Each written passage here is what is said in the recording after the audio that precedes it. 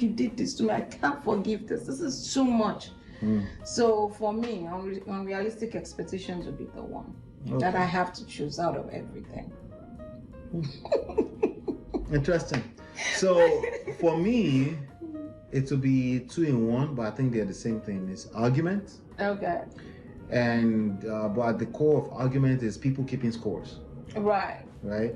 Keeping scores with each other, especially when a man does not know his place as a man in a relationship, or when the masculine core does not know its place as masculine core, it's going to be chaotic because everybody is in their feminine, and that's just chaos. And the way it usually shows up is argument, normalized argument.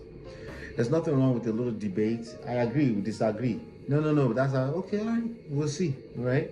You know when to back off, because it's not something that's going to hurt somebody physically, right? It's not safety, security. It's just all right. So this one thing will end your marriage in divorce. What are we talking about? I'm going to say one thing. She's going to say one thing. Okay. So you get to choose. You tell us in the comment area which one you feel is probably going to be the biggest one here, right? Right. As much as people like to, every marriage is different. For everyone is unique. As much as people like to say that, yes, right? We have a lot more in common than we like to admit. Yeah, that's true. Okay, we're human beings. There are patterns. Yes, there are patterns. You can smell certain type of people from 10 miles away. Right. You can smell certain type of spirits from miles away. Yes, so you can feel it. You can feel it. You just have to have gone through certain experiences to know what I'm talking about. Yeah. Sometimes you can study long enough to know what I'm talking about. For the most part, experiences will tell you. You could like when somebody starts to talk, you could just hear it in their voice where they are in their heart. You could tell if they just got dumped yesterday. Right. It's like we're just talking in Clubhouse again, right? And when you see a gentleman, he's 23 years old, and suddenly he starts to walk out and he starts to build muscles. You could tell he just had a heartbreak, right? Yeah. And there's nothing wrong with that. He's looking for a way to invest in himself, to make himself better. Absolutely good. But I'm just saying, just so you know, these things are obvious to some of us, not everybody, right? Yeah. So with that being said, we're talking about marriage ending in divorce. There are a few things that we could just see that this is the direction that this is going, right? So for you, what is the one thing that comes to your mind that if these people, maybe they're going to separation, or they're not even there yet, maybe they've normalized bad behaviors in their marriage, right? What is that one thing that if they keep doing, it's probably going to end up in divorce? For me, I thought I would just say unrealistic expectations, which is for me, you, everybody.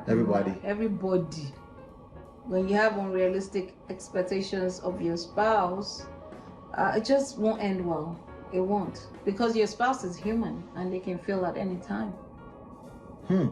What is unrealistic expectations? Can you give me like 2-3 examples? Because if you make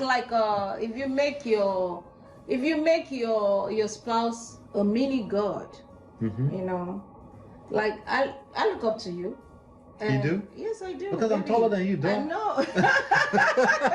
You're very funny. By the way, I'm 5'2" and I love my height. Anyway, but I look up to you, and when we got married, you were... Are you 5'2"? Baby, stop. I thought you were 5'4".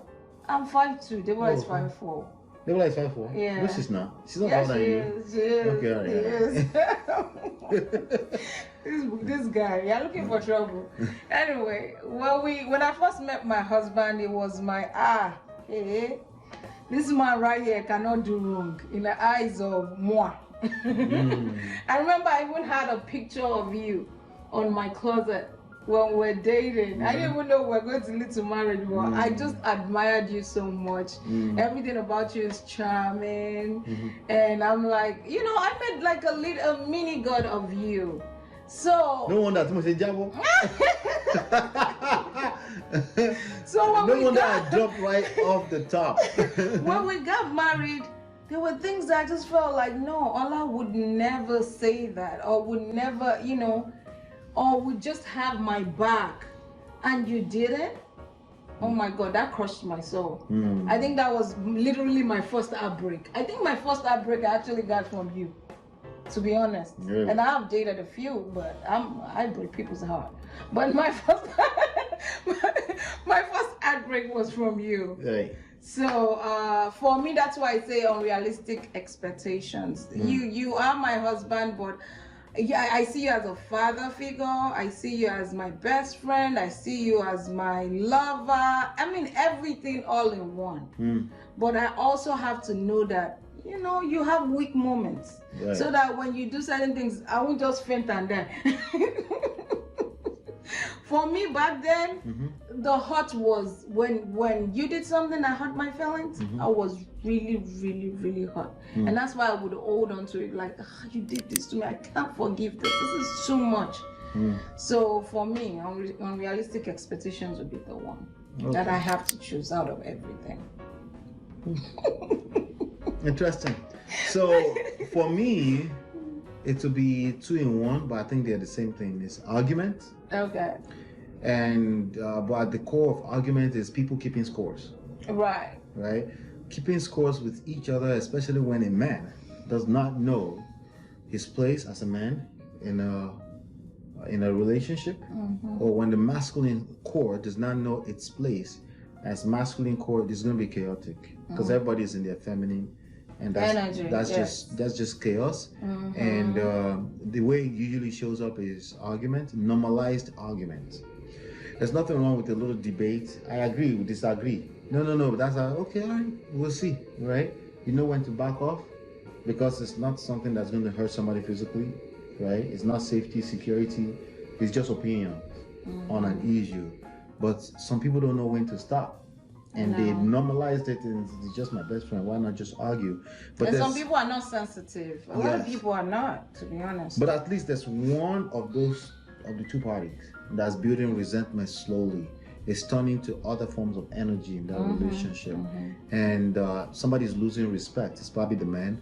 And eventually all of that is going to crumble. It's just terrible where that's heading. So and it's much more dangerous because it's really, really like an innocent thing that people do.